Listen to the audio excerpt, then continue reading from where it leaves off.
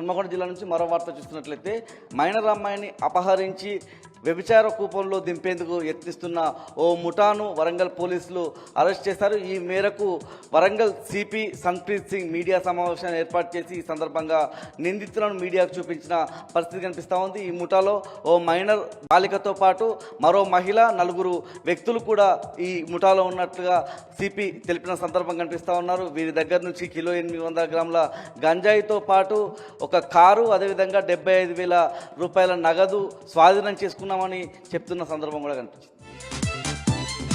హన్మకొండ జిల్లా నుంచి మరో వార్త చూసినట్లయితే పరకాల మండలం కామారెడ్డిపల్లిలో ఇటీవల అగ్ని ప్రమాదానికి గురై ఆస్తి నష్టపోయి ఇల్లు దగ్ధమైనటువంటి 2 కుటుంబాలను మాజీ ఎమ్మెల్యే చల్ల ధర్మారెడ్డి పరామర్శించారు. ప్రధానంగా ఆ ఘటనకు సంబంధించిన వివరాలను అడిగి తెలుసుకోవడంతో పాటు అధికారులతో ఫోన్లో మాట్లాడి వెంటనే ఆ 2 కుటుంబాలకు కూడా అవసరమైనటువంటి సామాగ్రి సరుకులను అందించాలని, దాంతోపాటు ఆ 2 కుటుంబాలకు కూడా ఇందిరమ్మ ఇండ్లను మంజూరు చేయాలని ఆయన డిమాండ్ చేసిన పరిస్థితి కనిపించింది.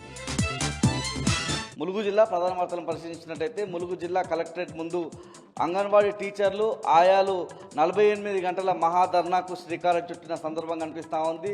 ప్రధానంగా వాళ్ళకు ఉన్నటువంటి డిమాండ్లైన కాంగ్రెస్ ప్రభుత్వం అధికారంలోకి వస్తే అందజేస్తామన్నటువంటి 18,000 వేతనం అందజేయాలని, దాంతోపాటు అంగన్వాడీ టీచర్లకు 1వ తేదీనే వేతనాలు చెల్లించాలని, దాంతోపాటు ఐసిడిఎస్ను పూర్తిగా నిర్వీర్యం చేసే కుట్రకు తెరతీస్తూ ఉన్నారని, పిఎం శ్రీ పథకానికి శ్రీకారం చుట్టొద్దు, ఐసిడిఎస్నే కొనసాగించాలన్నటువంటి డిమాండ్ కూడా అంగన్వాడీ టీచర్లు ఆయాలు చేస్తున్న సందర్భం కనిపిస్తుంది.